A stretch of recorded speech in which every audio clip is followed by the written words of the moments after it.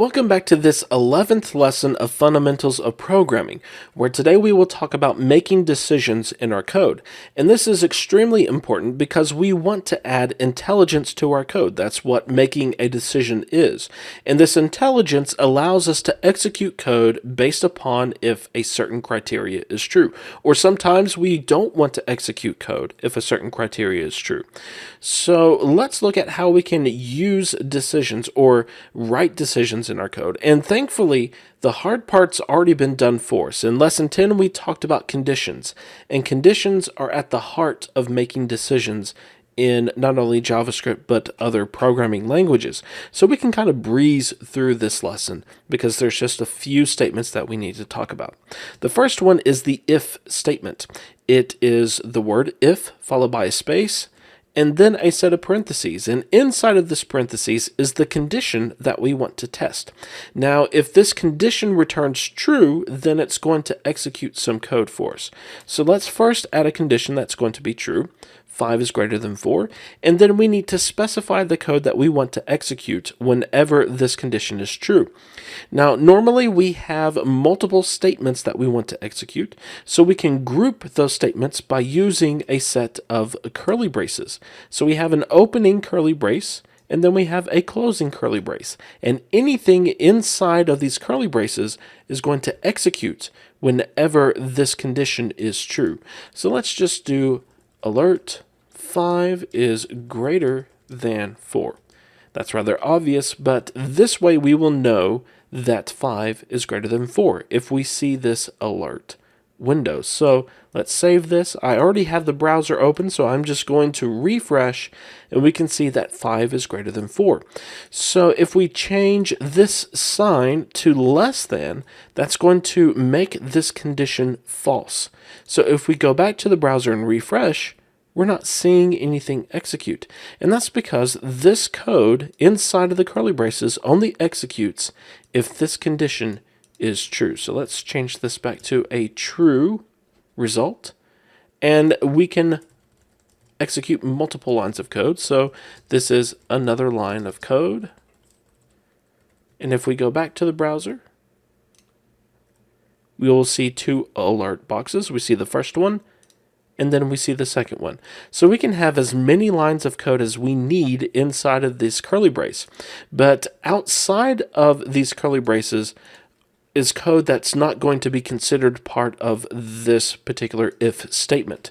So if we execute some code, this is outside of the if statement, then that is going to execute regardless if this condition is true or false. So let's get rid of just one of these so that we can limit the amount of alert boxes that we see. Let's refresh, and we are not getting anything. Did I save? Oh, I have a period there. I need a semicolon. So let's go back. We see 5 is greater than 4, and then we see this is outside of the if statement. But if we make this condition to be false, then we will only see this is outside of the if statement. So there you go. Now I want to point out that we don't have to have just one comparison here. We can have as many comparisons that we want using logical operators. So if I have a logical OR, and then let's say 5 is greater than 2, then whenever we run this, we will see the two alert boxes again. So just so that you can see that, we have the first, and then we have the second. But I'm going to just keep this to one comparison just for simplicity's sake. So now let's say that we want to execute code if this condition is true, but we want to execute some other code if this condition is false. So we do that using an else statement. So we have if and then else. If something is true, then execute this code. Else, execute some other code. So we can say alert, this is in the else statement, and it follows the same type of coding pattern. We have else followed by a set of curly braces, and anything inside of these curly braces is going to execute if this condition is false. So let me switch this back. Well, no, let's use the logical not operator. So this is going to first compare 5 as being greater than 4. That's going to return true. And then the logical not is going to reverse that to false. So we should see just the alert box that says this is in the else statement. And I will get rid of this alert call on line 7 because we don't need that anymore. So let's go back to the browser and refresh. We can see that this is in the else statement. The reason being because the condition is false. If you want to see a more clear example, let's just go ahead and change the sign to be less than. Go back to the browser, refresh, and there we go. This is in the else statement. So we have if and else, but there are times when we want to perform another condition. If the first condition is false, we might want to compare another condition. Well, we do that using else if.